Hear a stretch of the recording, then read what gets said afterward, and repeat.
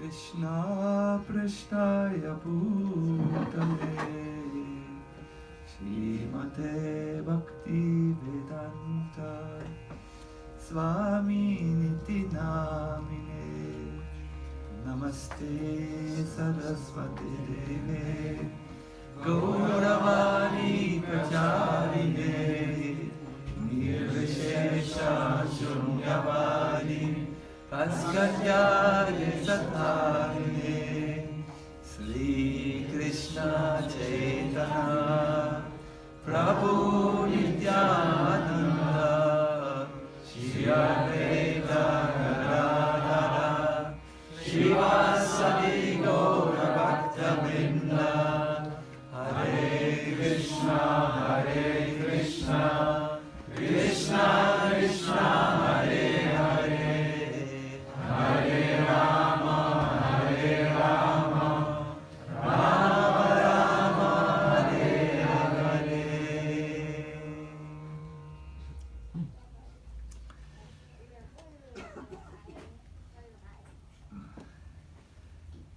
Maybe one of the greatest problems which is generated in this materialistic society is the tendency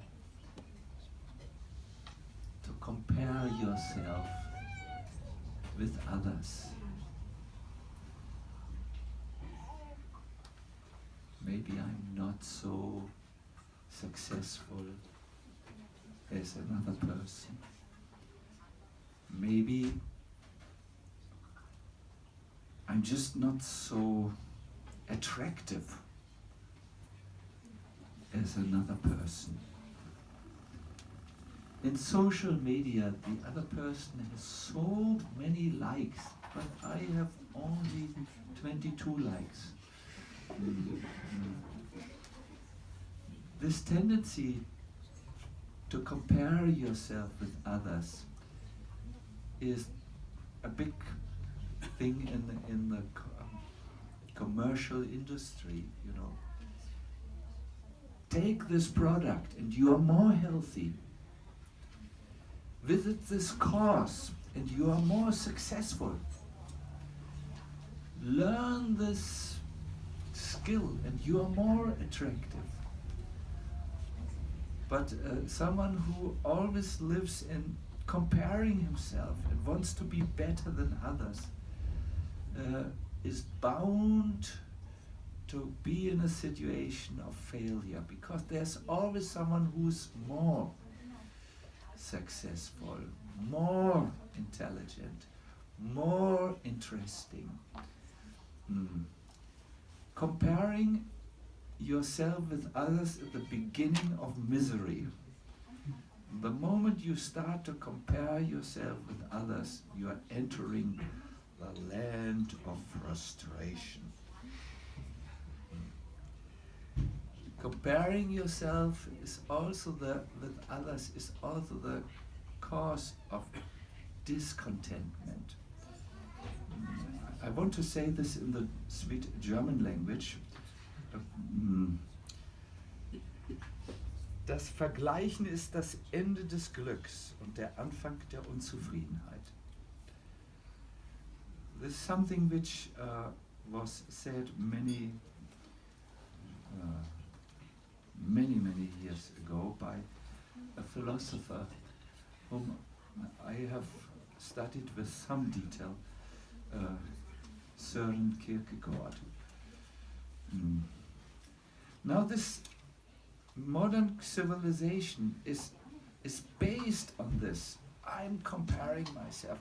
I need a better car than the other person. I need a more attractive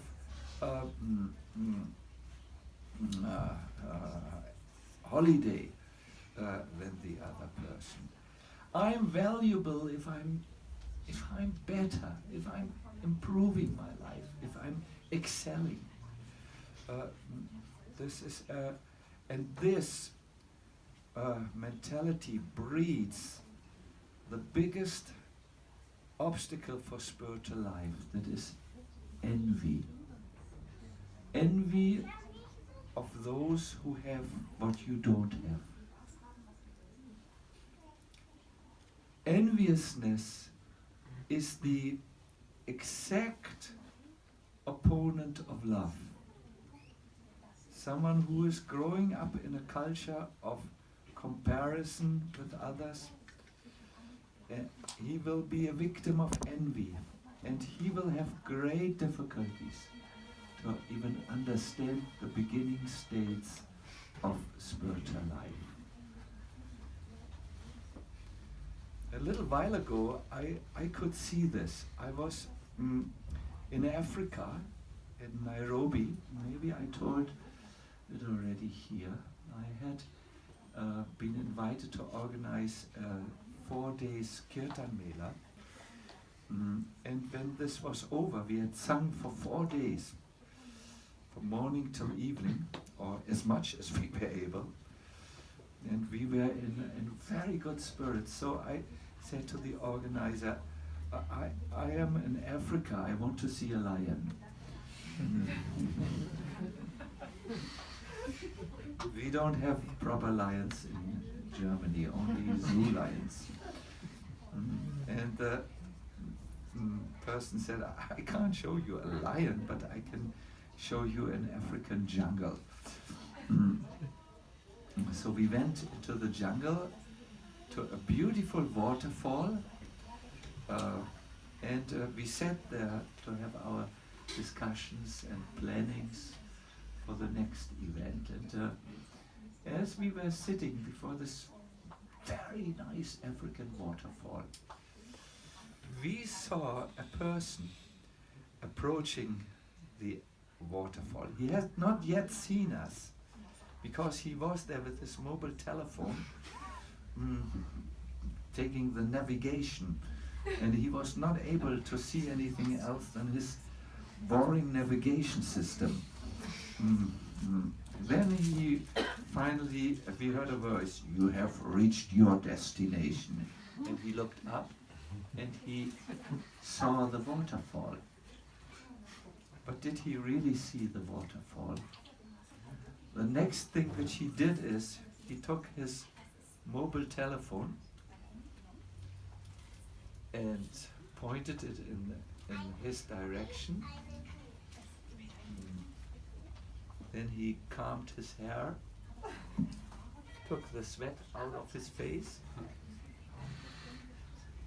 corrected his position in relationship to the waterfall.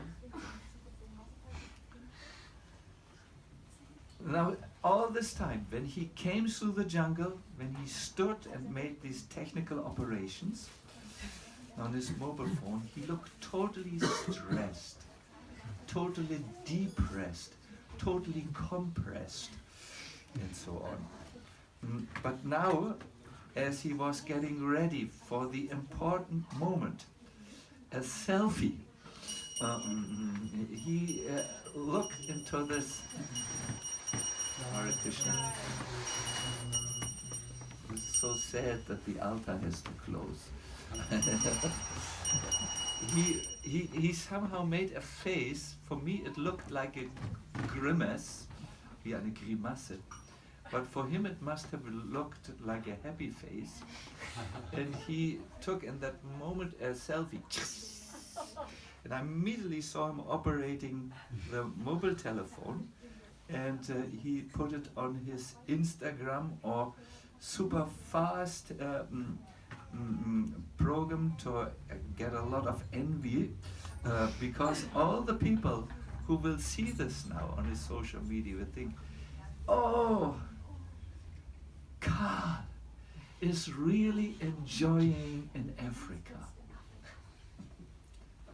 He has a better holiday than me. I'm so envious of this Carl.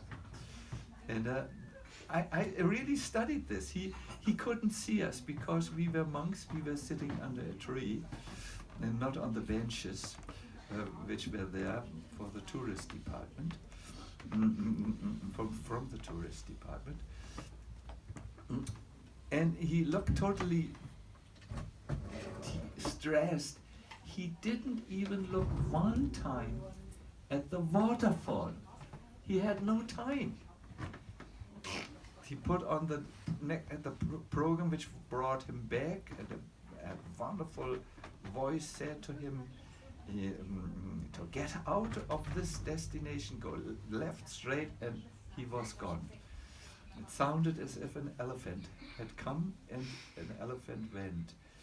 A person who was absolutely disconnected with life and what was going on, because he had grown up in this culture, and he put that used the social media to feed the culture, his friends, with the idea, look how I'm enjoying, and then the friend will compare their holiday with his holiday, and will think, maybe I should go to Africa, to that same waterfall.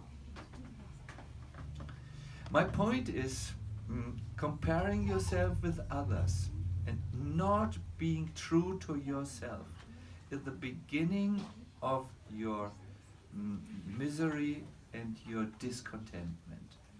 And as you go further into this idea of living, you will confront your worst enemy for spiritual life, that is envy. Envy on the success of others, envy of those who seem to have more than you, and so on. In the philosophy of our tradition, the Gaudiya Vaishnava tradition, it is said, all suffering of the living being arises from enviousness. What is enviousness? It is feeling a little miserable when you see the happiness of others. You may see their fortune, their wealth, and the enviousness is so dangerous because when others suffer, you take a little pleasure in it. Oh yes, oh yes, oh yes. There is an ancient story, a very nice story, which illustrates this problem.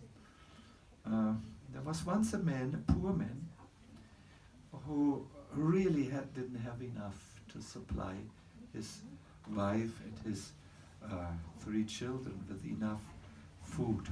He was really poor. So one day he went into the forest, he sat under a tree, and he was thinking, what can I do to get wealth? So as he was contemplating his miserable situation, he heard a voice. I'm the owner of this forest, a powerful forest spirit, Waldgeist.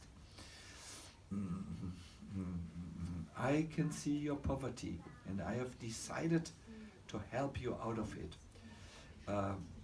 Whatever you want, I will give you what you wish. There's only one condition: your neighbor will get double.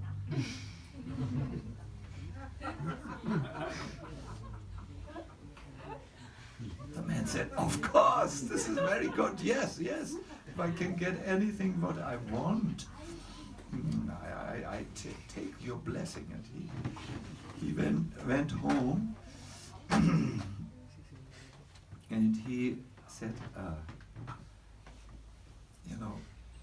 dear forest spirit,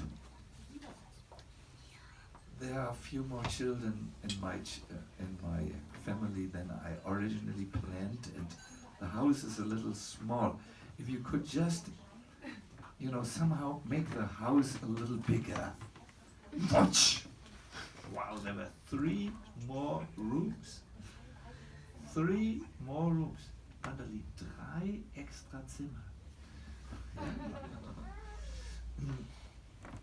He was very, very happy. Then he shared his happiness with his family. They lived very nice. And next morning he went out to go to the field. They had a small field. And he passed his neighbor. his house had become double as his own house.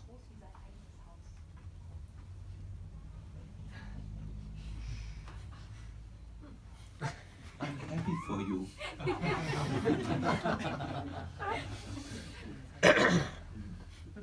He worked on his field, and all the time he thought he had worked nothing for this. He had not done anything. It was me who met the forest spirit.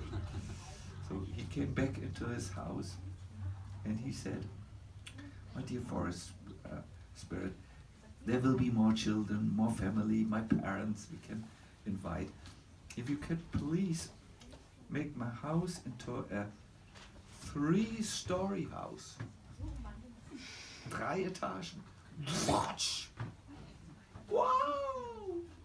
He went with his family through the extra rooms. They were so nice and new. He was very, very happy. They had a very nice day. Then the last thing which he did that night is he went to the toilet. He had drunken a lot of water. And as he was doing his bathroom activity, he looked out of the window. It was a new window. And he saw the house of his neighbor. There were so many light came from the windows. And it was a 6-story house. 1, 2, 3, 4.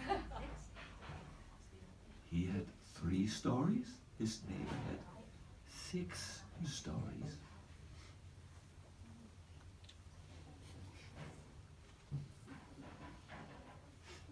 Good for you. The next day he went on his field, and the field was very small which he had, and he said, "My dear forest spirit, I need such a good field. Give me 20 times as much land."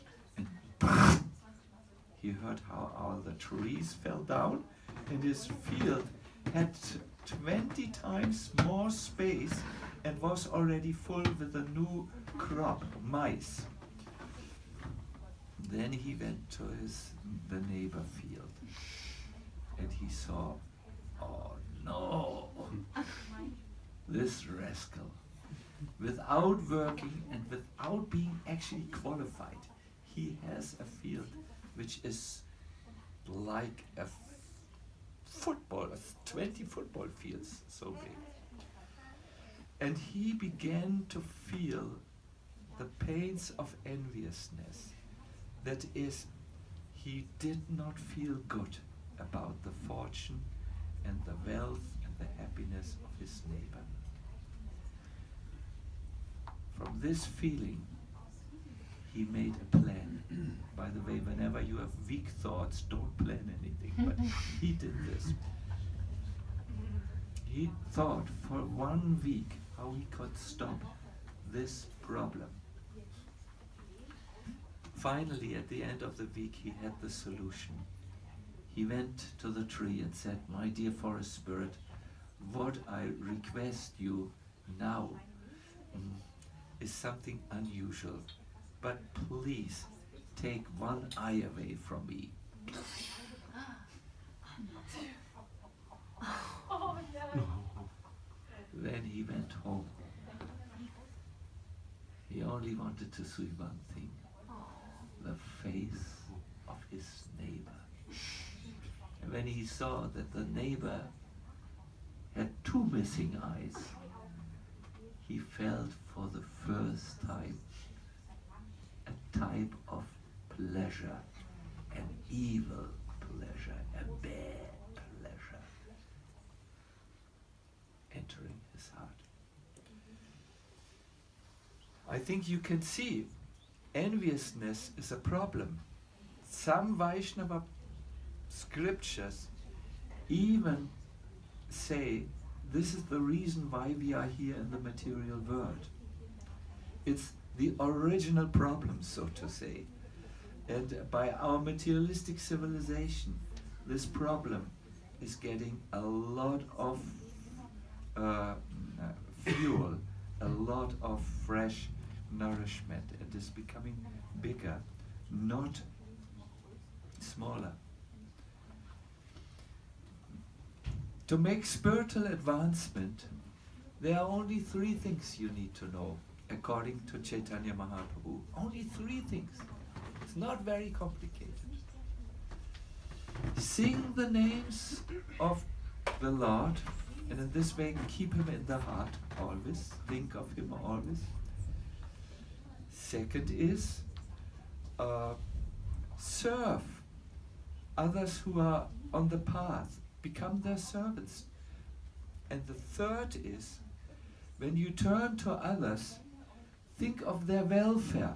How you can do something, even a small thing like greeting someone in the morning, or helping an old lady to carry her groceries over the busy street, or you know, distributing food in India to poor people, or do something good for others. These 3 things are called Nama Ruchi, develop a deep taste in the holy name, then serve devotees, and then do something for the benefit of others, are the pillars of Chaitanya Mahaprabhu, of the movement for the Gaudiya Vaishnavas, our tradition.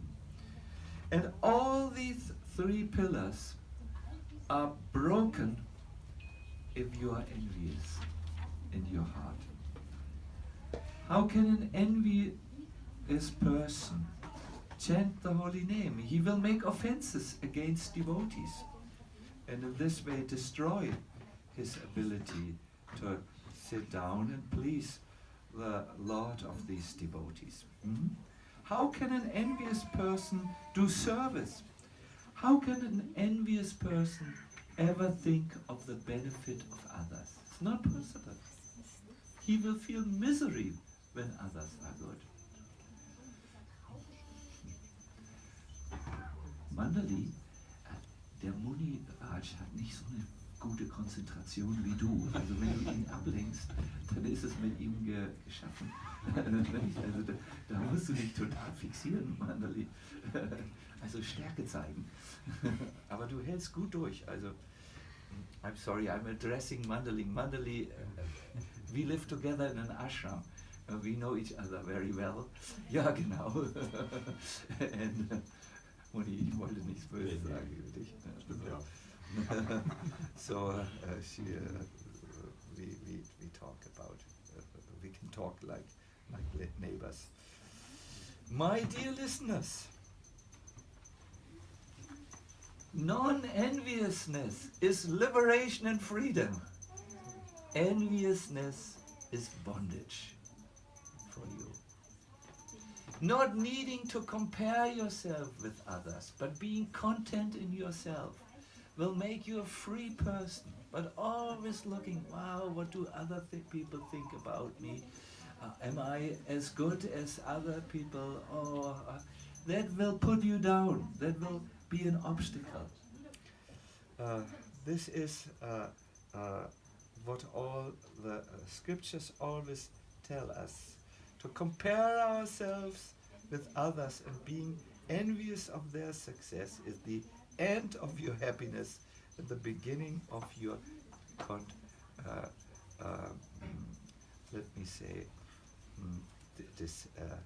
dissatisfaction. So I want to now, in the end, I'm almost done, but now comes the most important thing.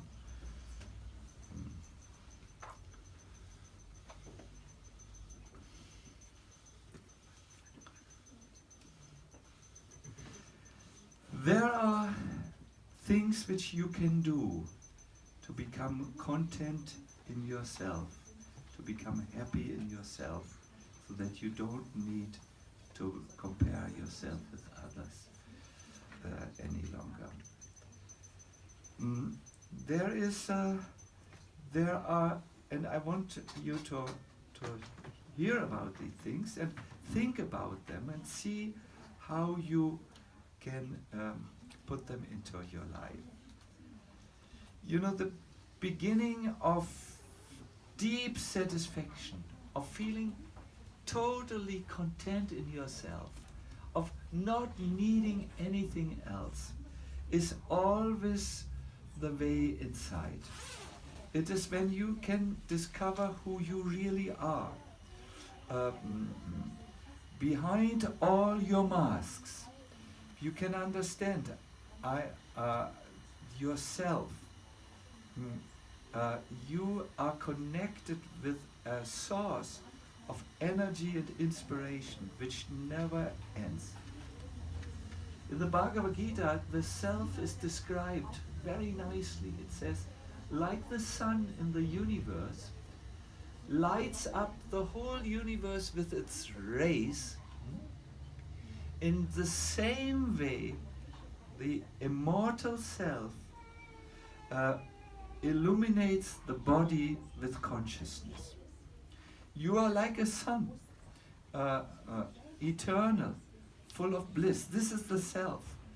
But the self is covered at the moment with the body and with a plan, a design for your life that is aimed at making you happy.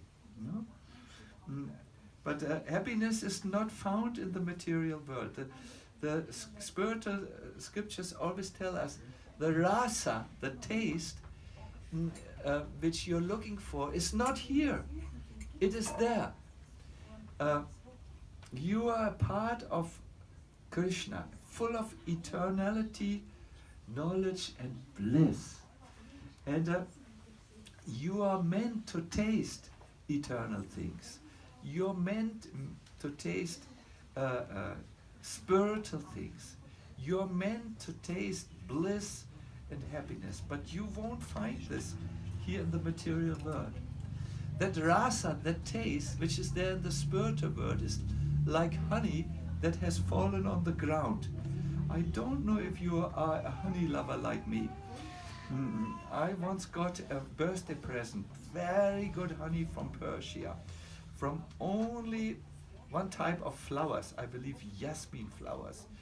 It was something which even the President of America cannot taste. It's so nice.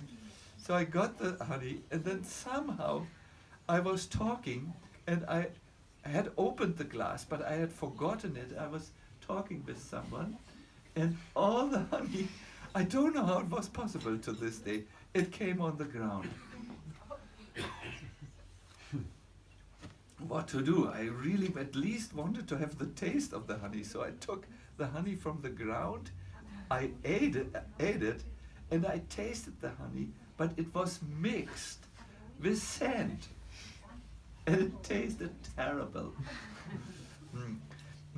So the taste of your spiritual life is there in the spiritual world, but that taste has fallen in the world and has mixed with whiskey.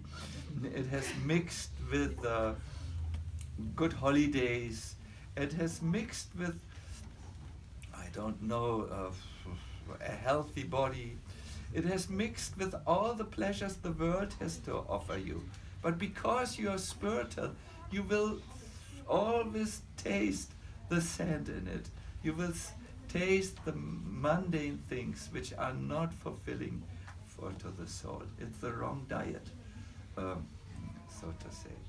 So the way to become content in yourself, so that you do not need to compare yourself with others, is you must become absorbed in the spiritual reality. And for this, our spiritual scriptures are recommending the singing of the holy names of Krishna, your own spiritual practice. When you become absorbed in a spiritual practice, you touch every day a little of eternity. When you become absorbed in the spiritual practice, you touch every day a little of that spiritual taste. When you become absorbed in your spiritual practice, you feel the self awakening, and then you don't need to compare yourself with others. But here comes the point. You know, we are in the Hare Krishna movement and everyone has a spiritual practice. But you see many unhappy devotees. What is missing in their life? It's that one little thing which is so important. It's called absorption. You must be able in your spiritual practice to withdraw your mind from the material things, from the material levels, and absorb your mind deeply into the spiritual. Only when a mind is absorbed does it absorb qualities. The mind which is not absorbed is covered with a hard shell, and the spiritual nectar cannot enter such a mind. I've just published a book. That sounds so foolish when someone says, I've just published a book. I've tried to write a book, inspiring book, let me say it like this. It's called The Living Name, and it's like a school for spiritual practice. The whole idea of it is to lead the reader to a state of absorption, so that the spiritual reality can really transport him, can really transform him, can really mold his life. And that is very important. So this absorption in your spiritual practice is very, very important. Another thing which can help you to become free from comparing yourself and envious is make it a point to not criticize a person. This thought of criticizing brings you in the wrong place. Better exchange it with the appreciation. There's so many things which are maybe not my style, but there's one good thing, or two good things, or three good things. And in this way, your mind will not go into the dangerous arena of enviousness. These two things I would like to end my little lecture with. I hope it was inspiring. Please learn, go into the school of absorption in your spiritual life. And the next is avoid criticizing others. Avoid this poison for the mind and ultimately even for the whole life. Hare Krishna. You might say, but I'm a normal person. How can I? I know what is good to do, but I can't do it. Do you have this problem also?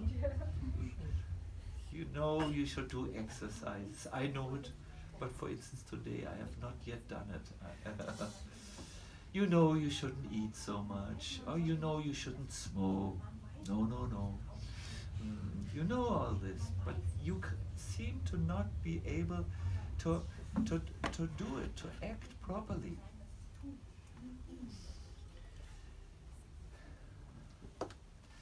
The spiritual life needs hunger. You need to be hungry for it. When you are not hungry for spiritual life, it means you are satiated with material things. You are zat with material things. A person who is totally happy in his material life, who thinks of material things are all what I need, really.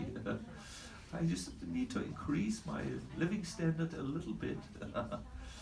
He thinks like this. His hunger, he satiates himself with the wrong things, and his hunger for the spiritual goes down. He's no longer interested. He's no longer inspired. He's no longer. His life is no longer vibrant. It's no longer alive. Where do you learn this hunger for the spiritual, or this inspiration to go deeper in your spiritual path? My dear devotees, there's only one place you get it. It's where this is there. This eagerness is there. This inspiration is there. It's in the heart of the good devotees. No? Surround yourself with good devotees, and you will see how your inspiration will return, how your hunger or thirst will return. And as you become fulfilled with spiritual things, the wrong type of hunger, the material attachments, they go. You can never become free from attachments. Attachment is a sign of life. A living person is attached, and stone is not attached. I know there are many yogis, or New Age yogis also, who try to control their senses, try to fast and try to control. But after some time, because they try to kill the very symptoms of life, it comes out like a hurricane or like a exploding volcano, and so on. I know one person who always has fasting. He does fasting sometimes for a few days, and then his fasting period comes over, and after 3 days he's the same size again. Because you have to be attached. You can't just kill it, at least not for long. It's like breathing. We have to breathe. Yes, you can stop it for some time, and you look very successful for others. Oh, really amazing personality. And you smile, no breathing. But then, after having stopped your breathing for 1 week,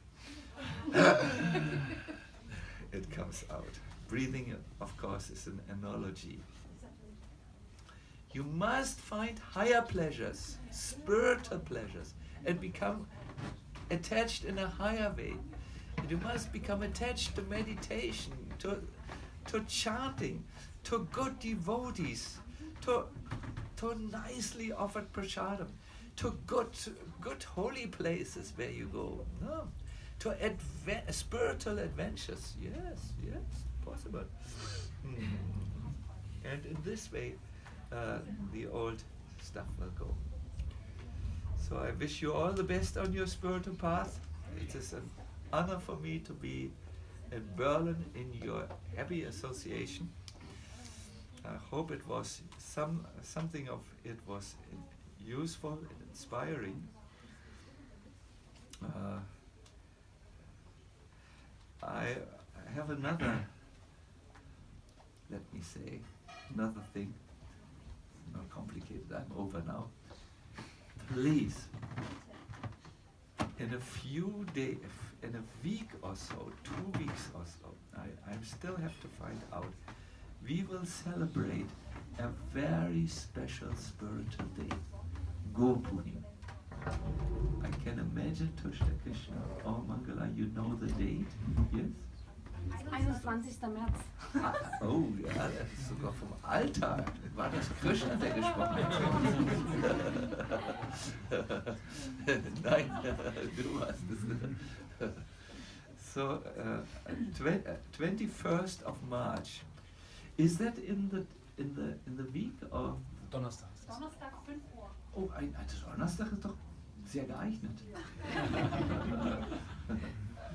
Ich würde auch Dienstag als sehr geeignet betrachten für diesen Tag. It is a day where you can come and to the temple, and it's a different day. You can collect blessings which can change your life. It's that one day in the year. It's even astrologically calculated. It's when the gates of heaven open. That's how you talk in Buddhism. But I wanted to say it's the gates of the Kripa Shakti, a very powerful energy of the Lord. They are open. And they come. They come. It comes obviously everywhere. It's not just limited to a temple, but in the temple, the idea it is easier that you can receive that energy because you tune yourself in by the singing, by the seeing the worship going on, hearing about Chaitanya Mahaprabhu. You tune your receiver in, and then this Shakti can be more easy received than elsewhere. But I want to request you to make a note in your diaries, or in your mobile telephones, and then let us celebrate at 5 o'clock. We start. Then we will celebrate.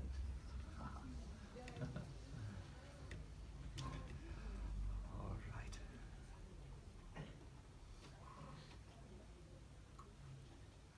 What do you think about what you have heard?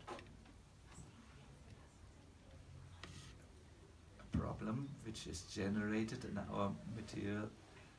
I once gave a class in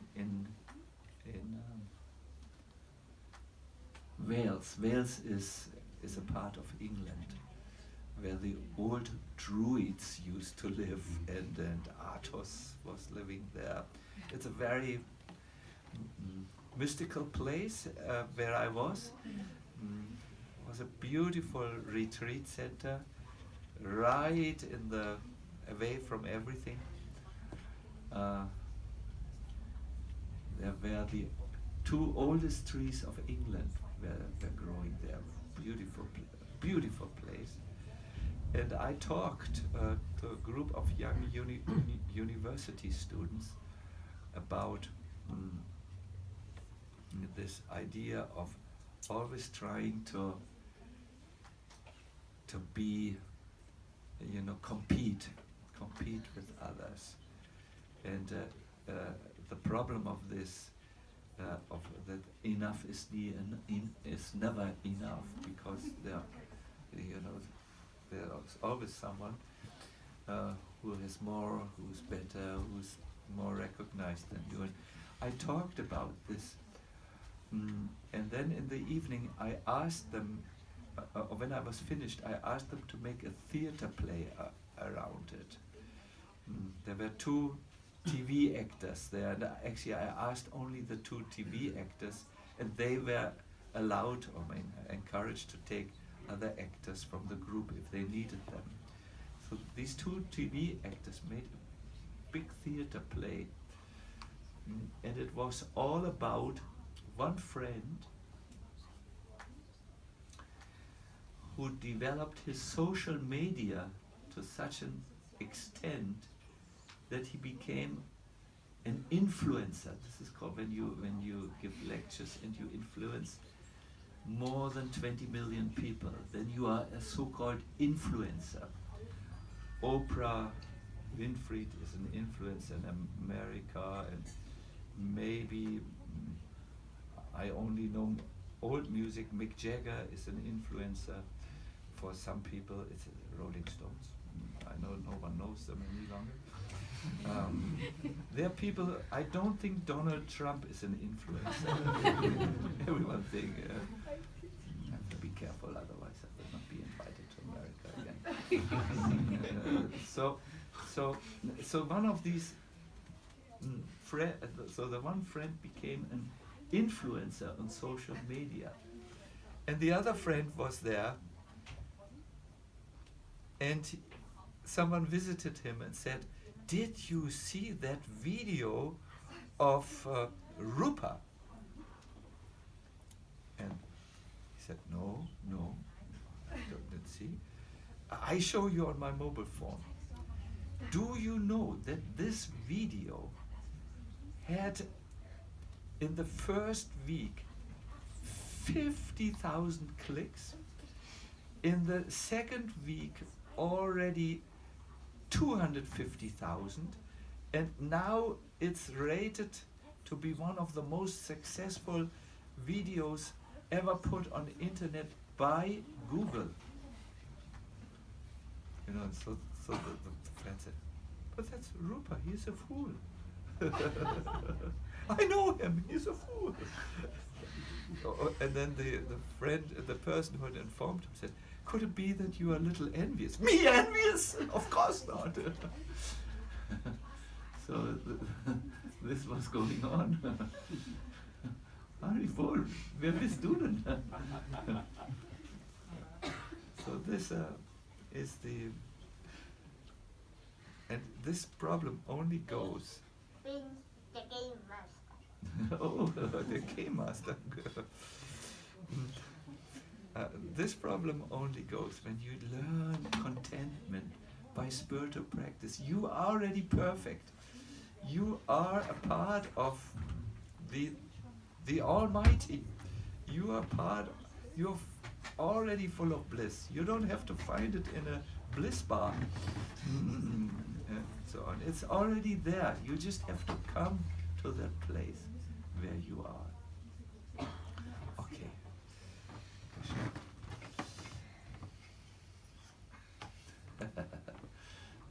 I thank you for listening to us. I want to now ask Munira. Just if there's room for for for room for if you have a question, yeah, yes, Munira. No, just wanna know, because also obviously in the spiritual world there's also a competition.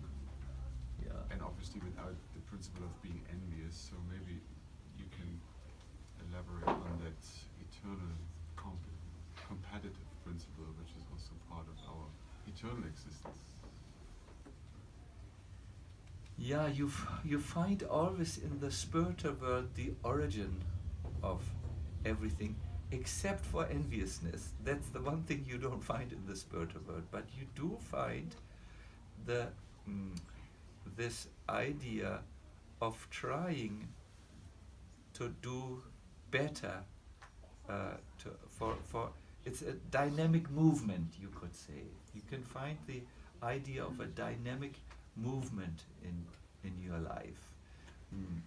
That is also there. And even in this world, you do find that great saints feel, oh, I do have the feeling that my spiritual life is not good. When I look at others, it is very developed in their case, but in my case, it is very undeveloped. And you might even feel such a feeling, someone might feel some sadness about his spiritual performance and some desire to change it, especially when he comes together with more advanced devotees. But again, what you do not find is that principle of envy here even in the world. So this, let us call it a dynamic movement that is a movement for moving further, moving forward. Is there even in the spiritual world where you are perfect? You know, even the perfect is moving further.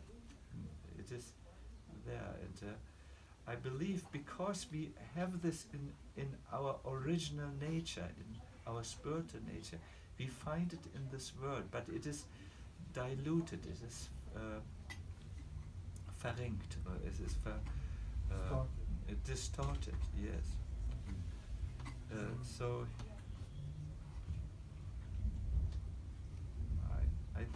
is that helpful? Mm-hmm.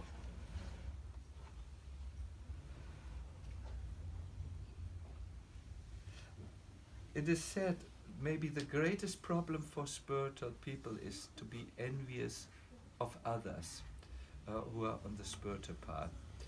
I was once,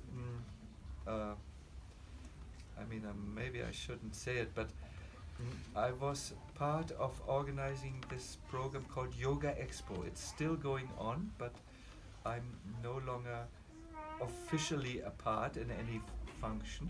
I'm just a sympathizer. And I got in this Yoga Expo we work together with many with many yoga schools and many yoga instructors and yoga teachers. And I could see, because there was also a financial dimension involved, yogas, they had booths, they could give, the yoga teachers could give classes which would bring them new students, so in this way there was an economical dimension there. There was a lot of competition amongst them and a lot of things behind the scene which I do not wish to tell you. It was, enviousness. So also in spiritual movements, you find this problem there. Do you know that people in organized religions are 80% less compassionate than ordinary people? 80%. Why is this so? Why do you find, for instance, so much? I have a magazine at home, The Great Inquisition. It's called. It was someone gave it to me, and that's why could this happen? That a religion which is meant to love and help people, which is burning people on the stake. The numbers are quite shocking. Why is it happening that in spiritual movements there's so much blackmailing, discontent? Why is it? Because they have more categories to judge than an ordinary person. And what is good, that is spiritual knowledge to improve the life, is turning into something bad by judging others who may not have these standards which you have. No? And it is described on our path, maybe it's so simple. You just sing and serve and be beneficial for others. But when you become envious towards others, when you see faults in others, you ruin yourself on the path. It's just that vision, because it's not spiritual. God's vision is that He loves all of His children, so to say. But if you don't enter this feeling, you're on the wrong train, so to say. It doesn't bring you to spiritual satisfaction. Yeah, good. So yes, so let's go back to the positive part. My dear people, know you are already perfect. There is no need to become perfect. There's only a need to discover your spiritual identity that is already there. And that's so wonderful. That attracts me again and again to the spiritual path which I'm using. It's here. It's inside and not outside. One can be peaceful.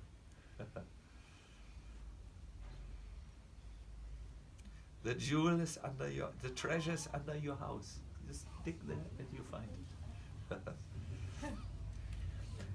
And this is then you're content, and you don't need to compare yourself with others. And then the other things are also not coming, enviousness and so on. Good. I think I want to end here. Thank you very much, Muniraj. And thank all of you very much. Let me now see what are the next things which we will do. Oh, we have a little pause, maybe 5 minutes. We can stretch, get new air to breathe. It's also important. And then we have a little ceremony, and after the ceremony, we will feed you with the most delicious feast you hopefully have eaten today. Hare Krishna.